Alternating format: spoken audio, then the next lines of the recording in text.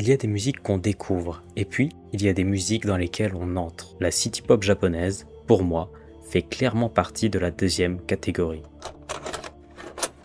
Quand j'ai commencé à l'écouter, je ne comprenais pas les paroles, mais je comprenais déjà tout le reste. Les nuits, la solitude, la douceur et la mélancolie.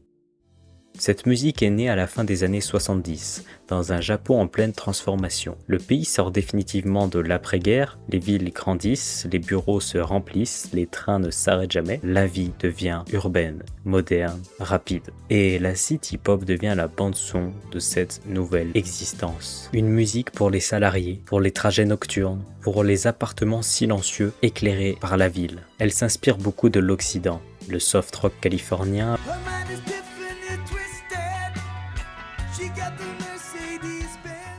le funk, le jazz, la pop américaine et parfois même de la France.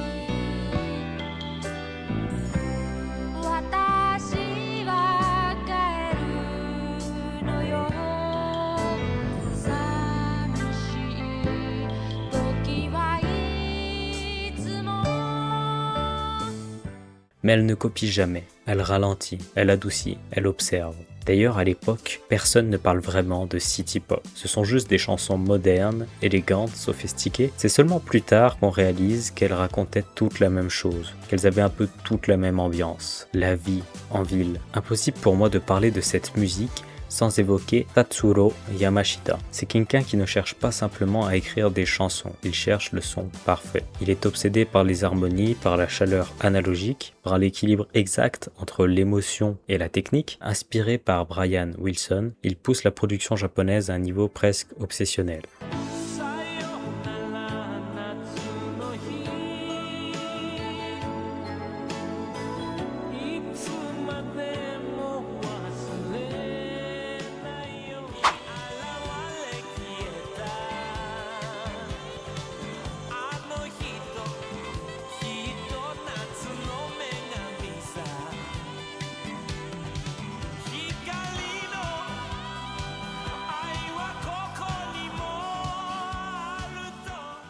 Avec lui, la city pop devient intemporelle, elle ne vieillit pas, elle flotte. Autour de cette base sonore, des artistes incroyables vont donner une voix à cette époque. Taeko Onoki, par exemple, apporte quelque chose de très rare, la retenue. Ses chansons sont élégantes,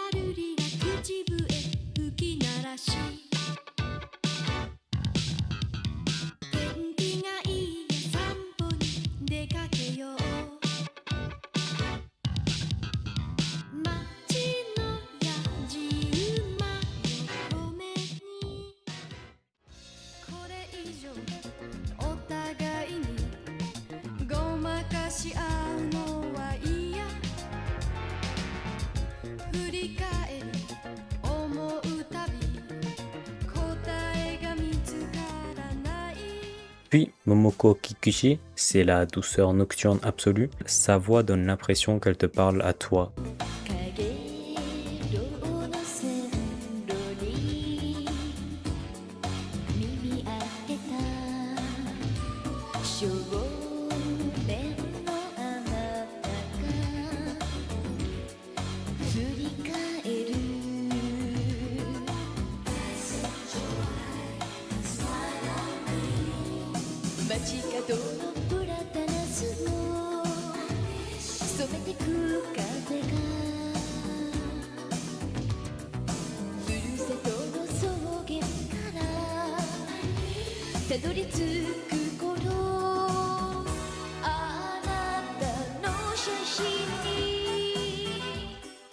Meiko Nahara, elle, a quelque chose de plus affirmé. Ses chansons ressemblent à des scènes de film. On imagine des lumières, des rues vides, des regards à travers une vitre.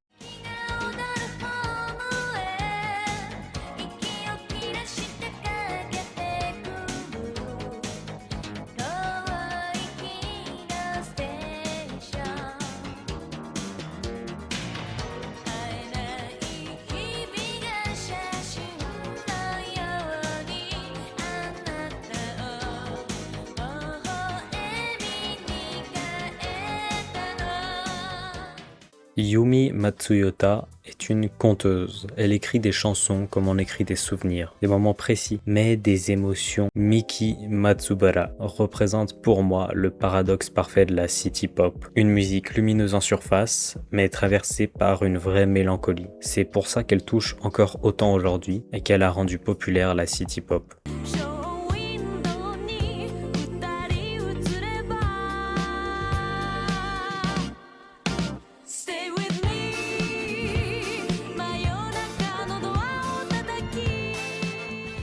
Akina Nakamori apporte quelque chose de plus sombre, de plus fragile. Elle ose la tristesse, le doute, le drame émotionnel. Elle rend cette musique profondément humaine.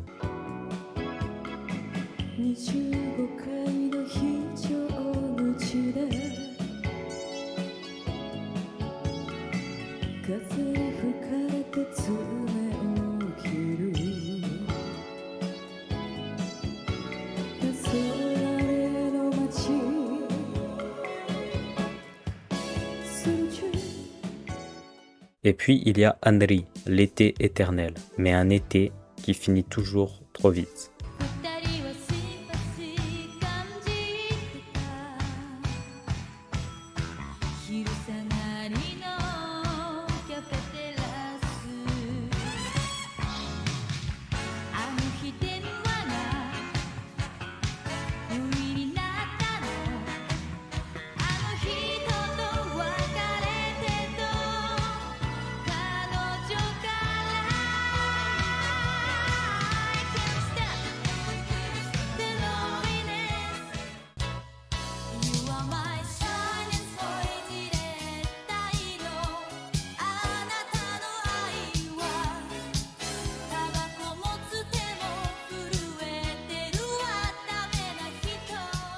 Pendant quelques années, cette musique est partout au Japon. Elle accompagne la prospérité, l'insouciance, les nuits sans fin. Puis au début des années 90, tout s'arrête. La bulle économique éclate, le regard sur cette époque change et la city pop devient le symbole d'un excès passé. Elle disparaît.